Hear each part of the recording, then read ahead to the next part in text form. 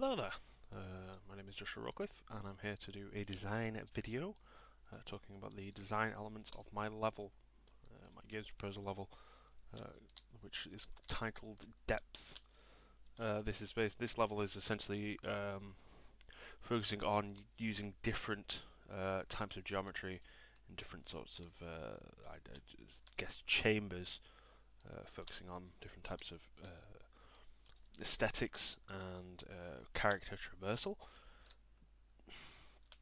Um, the inspirations from this level came from games like Destiny 2, Rayman 3, and also a piece of concept art by a Twitter user, which I will reference in my documentation. Um, as we move through the level, you'll see that it is very sort of dark and claustrophobic, where the sort of moving pieces of the level change the sort of the lighting. Um, as we go ahead, we can see that there's a light over on the right, as well as one to the side. So what we'll do is we'll move over here, as we move towards the sort of progression of the level, the lighting reacts in the same way, showing the player that he's going in the right direction. As we go through here, again, atmospheric piece there to sort of entice the player. As we can move over to the left, we'll move into a gameplay environment, or we can move over here to an optional area, which is sort of puts a lull in the gameplay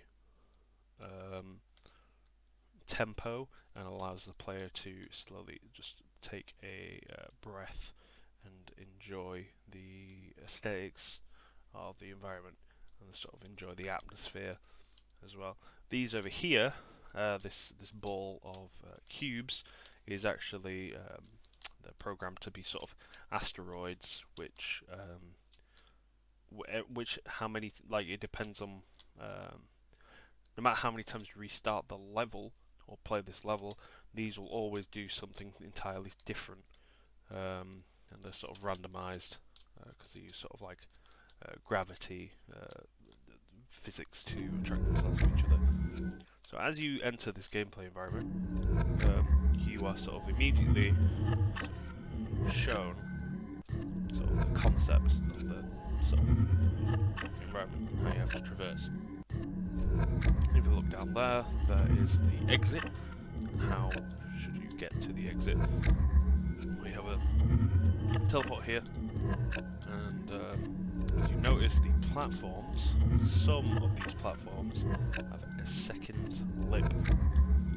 This is important because it's basically the geometry of the environment communicate to the player mechanics of the puzzle, and how to traverse the puzzle, essentially. So if we walk through, we'll come out here, which is just directly away.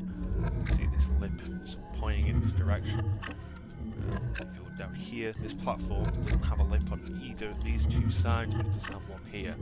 So you look around, you could go over there, could go down here, or down right at the bottom.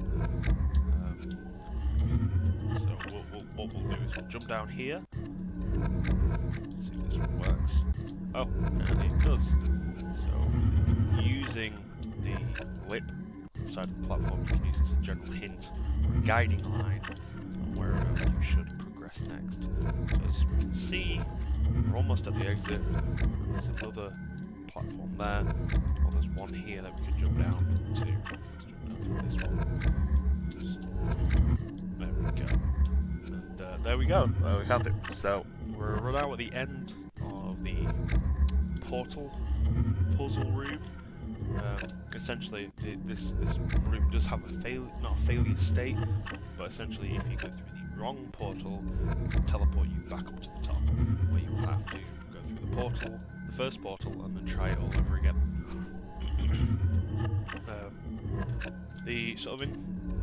There wasn't any particular inspiration for this level, but the focus of it was more on the how to communicate the mechanics of the puzzle without having to use dialogue or a block of text.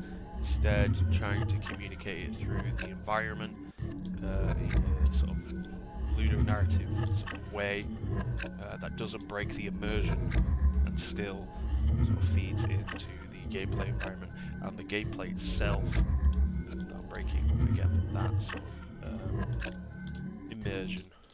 As we progress through here to another sort of quiet point before we hit the next gameplay environment, which is over here. As you can see, there's a little signpost here, which you can just sort of see sticking up here. This is just a little guiding stone, like a waypoint, so to show you where you should look, where you need to go. So as you follow this all the way up here, you follow this line all the way up here, up to the top, and then basically you jump down, and that is sort of where you need to go down there, and that is where the level will end. So go through here, you'll jump through, and then there you are, and there's sort of the gravity cubes there to provide a sort of unique atmosphere, and it's a thing of mystery and movement. It's supposed to try and convey those sort of emotions throughout the level. It's sort of a set piece of the level. As we continue onwards. These as well. If you hit these, they do bounce and move around. They have a set gravity of their own. These are taken inspiration from some of the environments in Destiny 2, specifically the Dreaming City, where small baubles, similar to those, float around and the player can interact with them or even jump on them. I thought it was a nice, interesting, small piece of sort of environmental storytelling that the player can interact with. That sort of fills in the life of the level. So as we continue, we progress up here, up this cliff edge, carefully not trying to fall off. Here we go. There we are. There's a pit there, but we're not right at the top yet, so let's not jump in. We carry on going. And we find this little jump pad here. We jump on it, go up to the top. Ooh, right, there we go. And there we are, right at the top. As we can see, the sun is beaming down through this cave. Massive, giant, strange cave. Again, reinforcing the atmosphere of the level.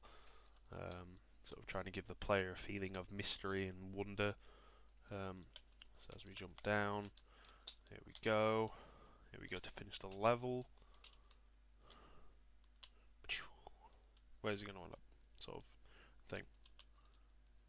And that is the end of the level.